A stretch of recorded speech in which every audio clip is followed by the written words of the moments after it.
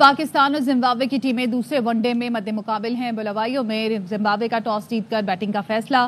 कौमी टीम में 2 तब्दीलियां, हसीबुल्ला और मोहम्मद हसनैन आउट, इब्रार अहमद और तैयब ताहिर वनडे डेब्यू कर रहे हैं। 3 मैचेस की सीरीज में जिम्बाब्वे को 1-0 की बढ़तरी हासिल है। सीरीज बचाने के लिए पाकिस्तान को आज का मैच जीतना लाजमी है।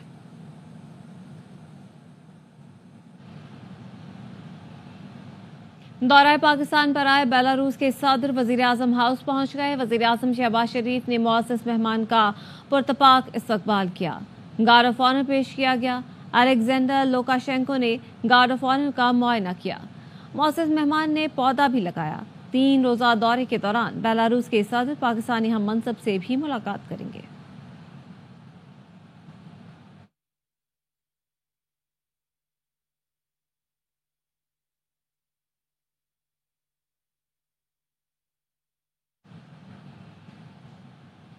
आपको बताएं कि हुकूमत ने अमन और अमान के क़याम के लिए आर्टिकल 245 के तहत पाक फौज को तलब कर लिया है। शरपसंदों से आहनी हाथों से निपटने और मौके पर गोली मारने के भी वाज़ेह अहकाम दे दिए गए हैं। सिक्योरिटी ज़राए का कहना है दहशतगर्दाना कार्रवाई से निपटने के लिए इक़दाम बुरे कार लाए जा रहे हैं।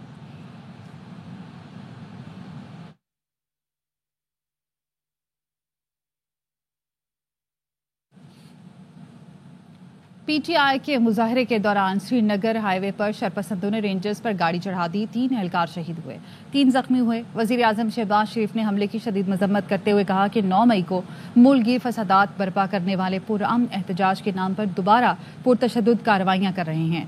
कानून नाफिज करने वाले इदारों को दानिस्ता निशाना बनाया जा रहा है। सदर मुमलिकत आसिफ अली जरदारी ने इस्लामाबाद में पुलिस और रेंजर्स पर हमले की शदीद मजम्मत की है। सदर मुमलिकत ने शहीद सिक्योरिटी अहलकारों के अहल खाना से इजहार ताज़ियत किया। उनके दर्जात की बुलंदी और अहल खाना के लिए सब्र जमील की दुआ की।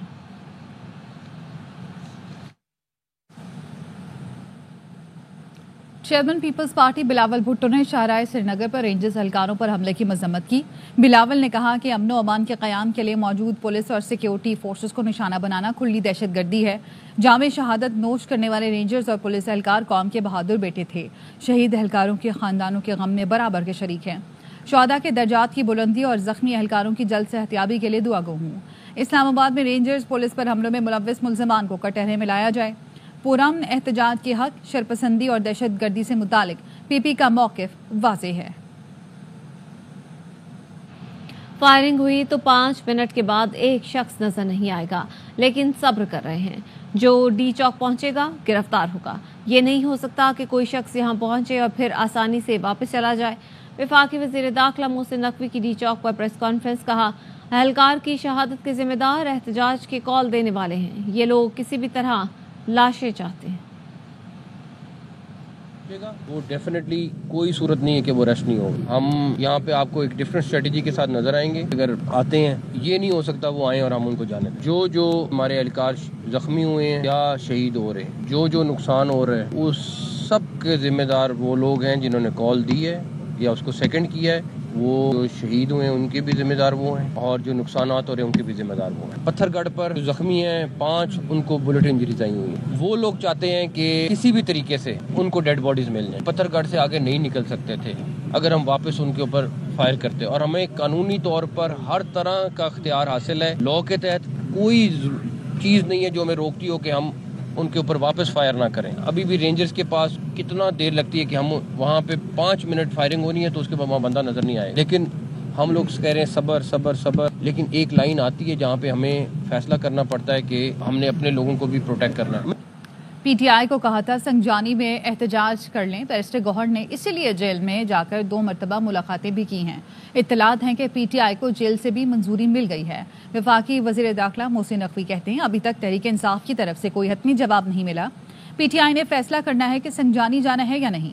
रेड लाइन है जो पीटीआई को भी बता दी गई, वो क्रॉस की गई तो इंतहाई कदम उठाएंगे।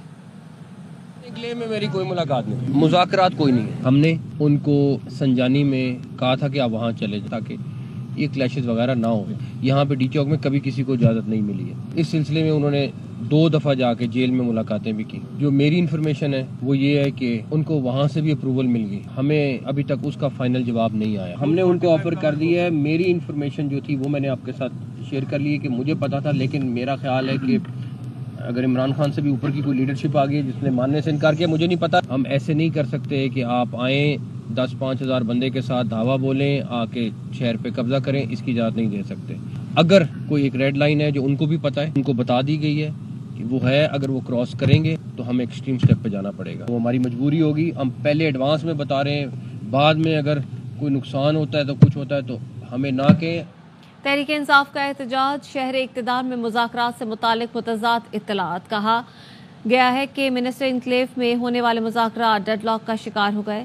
चेयरमैन पीटीआई गुज़श्ता शब एक दिन में 2 बार बानी पीटीआई से मुलाकात के लिए अडयाला जेल गए। सरकारी ज़राए ने बताया कि बैरिस्टर गौहर बानी के लिए पैगाम लेकर अडयाला जेल पहुंचे। पीटीआई को कहा गया पेशावर मोड़ नहीं, संजानी में एहतजाज या धरना दें। पैगाम दिया गया असीरान की रिहाई के लिए कमेटी तश्कील दी जा सकती है। पैगाम दिया गया कि पीटीआई नहीं मानती तो मजमे में टारगेटेड ऑपरेशन किया जाएगा। पीटीआई के मजमे में इश्तिहारी और अफगान दहशतगर्द मौजूद हैं। बैरिस्टर गौहर बानी पीटीआई से मुलाकात के बाद अडयाला जेल से वापस इस्लामाबाद पहुंच गए। ज़राए ने बताया कि फारिकैन ने मुज़ाकरात कामयाब होने तक खुफिया रखने का फैसला किया है। पीटीआई के सेक्रेटरी इत्तलात शेख वकास अकरम ने बानी पीटीआई के वीडियो पैगाम के हवाले से खबर की तरदीद की है। शेख वकास अकरम का कहना है बानी पीटीआई ने कोई वीडियो पैगाम रिकॉर्ड नहीं कराया। गुज़श्ता रोज दोपहर में भी अडयाला जेल में बानी पीटीआई से बैरिस्टर गौहर और बैरिस्टर सैफ की मुलाकात हुई थी।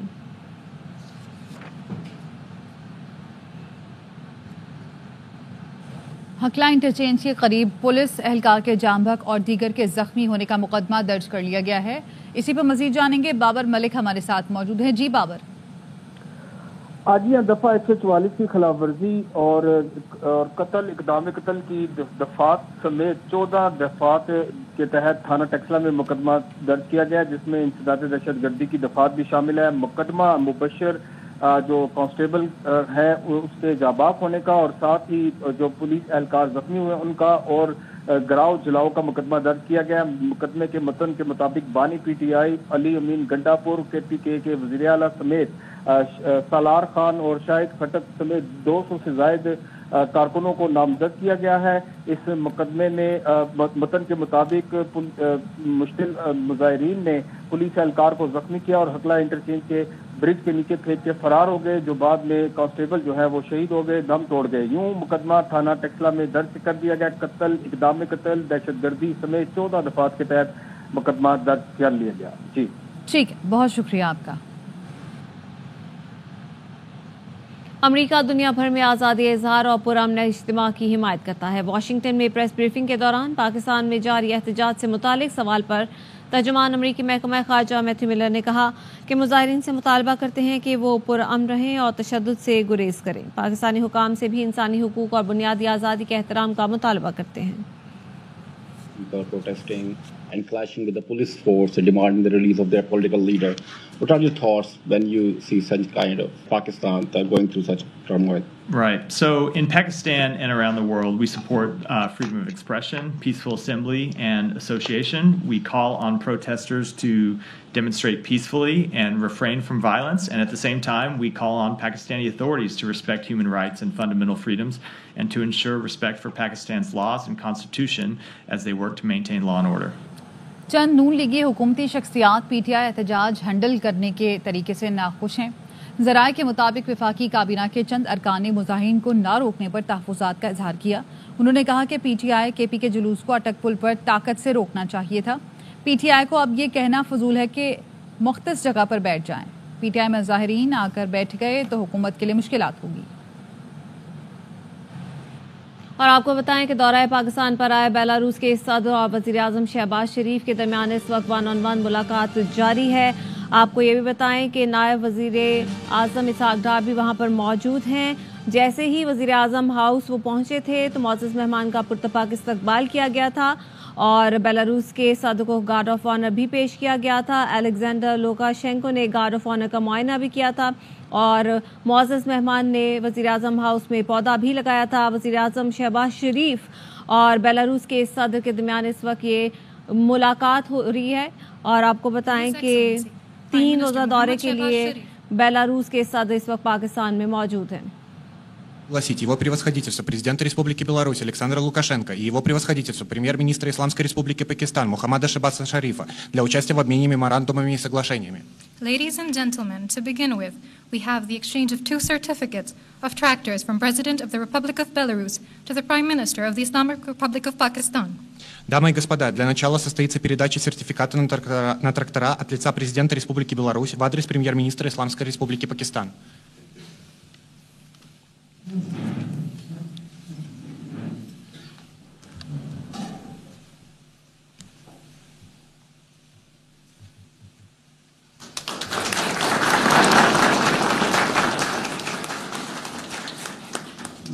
दूसरी जानिब वज़ीर दाखिला मोहसिन नकवी मीडिया से गुफ्तगू करें। साथ ला रहे हैं और आंसू गैस के शेल इतनी मैसिव वो जो मैंने इनको कहा यार आंसू गैस क्यों चल, उन्होंने कहा हम नहीं चला रहे थे, उनकी साइड से आंसू गैस आ रही है और साथ वो पंखे लगा रहे हैं तो कि हवा सारी उधर को जाए। तो एनीवेज वो एक अलग चीज़ है। उसके बाद तीसरे नंबर पर कल हमारी टोटल 4 शहादतें हुई हैं, 3 रेंजर्स की, एक पुलिस के जवान की, पंजाब पुलिस के जवान की, 2 रेंजर्स वाले क्रिटिकल हैं, 4 हमारे इधर इस्लामाबाद वाले क्रिटिकल हैं। हमारे एएसपी कल 2 ज़ख्मी हुए हैं, एसपी बेचारा एक शदीद ज़ख्मी है, 5 इस्लामाबाद पुलिस के पंजाब पुलिस के क्रिटिकल हैं, 70 उनका ज़ख्मी है। ये सारी सूरत हाल सिर्फ इसलिए है कि हम किसी भी सूरत में जानी नुकसान नहीं चाहते हैं और थे, लेकिन आपके सामने उन्होंने हर उस चीज़ का फ़ायदा उठाया, एडवांटेज लिया जहाँ पे वो ले सकते थे, शील्ड बना के या हर तरीके से। डेफिनेटली मैंने कल भी आपको 2-3 दफ़ा कहा कि गोली का जवाब, गोली बहुत आसान था। अभी मैंने पुलिस को, अभी मैं आईजी साहब को ये कह के हूँ, अब ये उनका इख्तियार है कि वो जिस तरह भी इसको टैकल करना चाहें करें, और बिकॉज आपके सामने आपको पता है वो कहाँ पे मौजूद हैं, इस टाइम सारा कुछ है, तो वो उनका इख्तियार है उन्होंने कैसे टैकल करना है, हमारा उसमें वो नहीं है। लेकिन हम डेफिनेटली उनको सपोर्ट करेंगे, सारे जवानों को सपोर्ट करेंगे और उसके बाद सूरत हाल देखते हैं। ये काफिला यहाँ पे पहुँचा है, 30,000 40,000 असल तादाद इनकी कितनी है? मैं एग्जैक्टली तो नहीं बता सकता, लेकिन इनके 3-4 काफिले हैं जो इन्होंने अभी ला के जोड़े हैं और मेन काफिला वही है। आया सारा KPK से है, हर बंदा इस टाइम पंजाब से आपको एक बंदा भी हार्डली नहीं नज़र आएगा, जो आया हुआ है सारा का सारा। और जो वो 2000 के करीब बंदा जिसकी हम कल भी बात कर रहे थे, वो असल बंदा है जो ट्रेंड है, जो भी वो बंदा है उनको हम बैकग्राउंड चेक तकरीबन हमने करा लिए हैं, वो आपको पता चलेगा कि वो लोग कौन हैं जो असल में उनके साथ फाइट कर रहे हैं। सर ये बताइएगा, काफिले यहाँ पे पहुँच चुके हैं, आपने दावा किया था कि काफिले नहीं पहुँच सकते। मैंने नहीं दावा किया था, मैंने कहा था हम उनको हर सूरत रोकेंगे और हमने हर तरीके से उनके साथ बातचीत की है। क्यों नाकाम हुई, वजह क्या बनी? क्योंकि इधर पहुँचे। मेरी बात सुने, 2 चीज़ें हैं। आप अभी मेरे साथ चले, मैं आपको कल भी ये बात की थी कि अभी हम चौक पे खड़े होते हैं, वहाँ पे फायरिंग शुरू करते हैं, कोई बंदा नहीं आएगा, मगर हमने वो नहीं करना। व्हाट नेक्स्ट, अब अगला क्या आप लोगों की स्ट्रेटजी है और कोई एंगेज किया कहीं पे मुज़ाकरात में? सुबह से यहाँ तक पहुँच गए। आपको मैं बताऊँ, वो मुज़ाकरात करते हैं, टाइम गेन करते हैं, आगे जाते हैं, उनके फैसले भी हो जाते हैं। उनकी पार्टी क़यादत, आप उनसे पूछ लें उनकी पार्टी क़यादत से, क्या संजानी का फैसला नहीं हुआ था, क्या संजानी जाने के लिए उन्होंने नहीं कहा था, सब कुछ था। लेकिन इस टाइम पे एक पीछे खुफिया लीडरशिप है जो सारा कंट्रोल करी है, जो उनकी पूरी बाकी लीडरशिप उसके आगे ज़ीरो है। वो सर ये बता दीजिए कि हमने मुख्तलिफ लोगों से बात की है जो वहाँ से होके आए हैं, जारी हो गया है। दूसरा, अब आर्मी को यहाँ बुलाया है, आर्मी सब क्या काम है? आर्मी डेफिनेटली अपना डेलीगेशन है, सबसे पहला उसकी प्रोटेक्शन है, आपके रेड जोन की प्रोटेक्शन है, वो हमारे लिए सबसे ज़रूरी है। फिर मैं कहूँगा हेड ऑफ स्टेट आपका इस टाइम रेड जोन में बैठा हुआ है, उसकी प्रोटेक्शन हमारे लिए सबसे इम्पोर्टेंट है, सबसे इम्पोर्टेंट। अच्छा ये बताइए कि हमने लोगों से बात की है जो वहाँ पर देखा, जो 26 नंबर थे फैजाबाद के, इस्लामाबाद पुलिस के पास जो शेल्स हैं वो ख़त्म हो गए। हमने ये भी देखा कि कुछ लोगों को आने के लिए मुख्तलिफ शहरों की गाड़ियाँ रोककर लिफ्ट लेनी पड़ी, लेकिन दूसरी साइड पर शेल्स ख़त्म होने का नाम नहीं ले रहे। ऑटोमेटिक गन्स इस्तेमाल हो रही हैं। 3 से 4 आई विटनेस इस्लामाबाद पुलिस के हैं जिन्होंने देखा कि उन्होंने अपनी गन्स इस्तेमाल करते हुए बाकायदा गोलियाँ सीधी मारी। ड्रोन का इस्तेमाल भी किया जा रहा है और वो जो शेल्स इस्तेमाल किए जा रहे हैं उनका जो असर है इस्लामाबाद पुलिस उससे भी जाहिर है खासी मुतासर हो रही है। बैरूनी एलिमेंट की हम बात करते रहे, आपको लगता है कि KPK गवर्नमेंट डायरेक्टली एक बतौर गवर्नमेंट सामने आ चुकी है, ये बैरूनी एलिमेंट है जो इस तरह के जो लिथल वेपन है वो यूज हो रहे हैं? इसमें 3-4 चीज़ें हैं। पहली चीज़, जो भी एलिमेंट बाहर वाली साइड वाला वो हम आपको बाद में ऐसे क्लेम नहीं करना चाहता, इसलिए हम जो भी चीज़ होगी आपके सामने एविडेंस रखेंगे, आपने डिसाइड करना है। जहाँ तक रही बात केपी की गवर्नमेंट की, उसका हर रिसोर्स, ये आंसू गैस की शेल आपको मिल सकती है, किसी और को मिल सकती है। ये जो 4,500 का एक शेल आता है, क्या जो हज़ारों में चले हैं ये कहाँ से आए हैं? केपी की गवर्नमेंट के हैं, केपी की गवर्नमेंट ने उनको प्रोवाइड किए हैं सारे के सारे, ये कोई वो कहीं और से नहीं लेके आए। दूसरे नंबर पर जो वेपन इस्तेमाल कर रहे हैं, कुछ पिक्चर्स आपके सामने सोशल मीडिया पे भी आई हैं, सारा कुछ है वो, और फायरिंग कर रहे हैं। आपका पत्थरगढ़ पे जो हमारे जवान जख्मी हुए हैं, सारा कुछ जो फायरिंग से हुए हैं, अभी भी जो आप हॉस्पिटल जाके कोई देख लेंगे। बट ये सारी चीज़ें एक तरफ है। हमने उनको अभी भी कहा कि आप किसी भी तरीके से इस टाइम ब्लडशेड की तरफ ना जाएं, नुकसान पाकिस्तान का है, किसी का नहीं है। आपने सियासत करनी है करें, आपने अपने बातचीत के लिए जगह लेनी है वो ले लें, वहाँ पे बैठ के अपना जो भी अपने प्रोग्राम है आप कर लें, वो किसी चीज़ के लिए तैयार नहीं। मैं आपको बता रहा हूँ इस सारी की सारी। अच्छा, मैं एक और चीज़ बताऊँ, उनकी पूरी की पूरी लीडरशिप जो है वो इस खून खराबे को नहीं चाहती, वो इस तमाशे को नहीं चाहती, लेकिन एक पीछे खुफिया हाथ बैठी हुई है, वो हर चीज़ कंट्रोल कर रही है। और वो बैठ के उसका एजेंडा बिल्कुल पाकिस्तान का एजेंडा नहीं है। आप इनके किसी लीडर के पास चले जाएं, जाके उनसे पूछें कि आपका क्या स्टांस है, वो सब स्टांस अपना फ़र्क बताएंगे। एक वो खुफिया हाथ पीछे और बताएगा।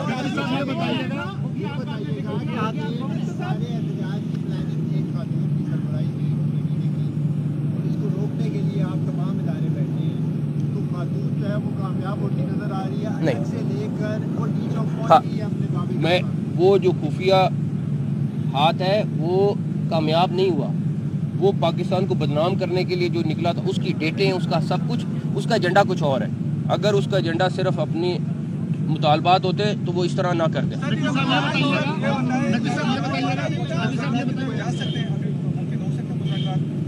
देखिए नहीं, वो बताएं, वो मैं आपको फिर बता रहा हूँ, मेरा जो 2-3 दिन का ये एक्सपीरियंस है, फसाद की जड़ सिर्फ एक खुफियात है। एक सेकंड, ठीक है, एक सेकंड क्लियर बता दें। वो एक खुफियात है, ठीक है।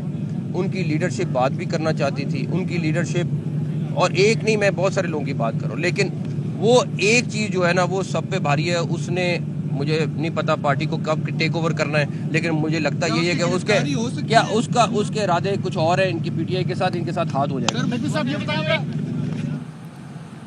वज़ीर दाखिला मोहसिन नकवी मीडिया से गुफ्तगू करे थे। उन्होंने कहा कि सबसे पहले हमारी तरजीह रेड जोन का तहफ़्फ़ुज़ है, हम किसी भी सूरत जानी नुकसान नहीं चाहते हैं। पुलिस को इख्तियार दे दिया है कि सूरत हाल खुद कंट्रोल करें।